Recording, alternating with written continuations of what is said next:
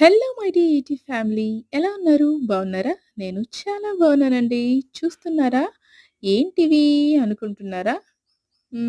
పూలా? పూల మొగ్గలా అనుకుంటున్నారా? లేదా ఇదొక వెజిటబుల్ అండి. బెండకాయల్లాగా ఉన్నాయి. కానీ మొత్తం బెండకాయల్లా లేవు గదా! కానీ ఇవి బెండకాయల్లో ఒక రకమండి. కస్తూరి బెండ అంటారు వీటిని.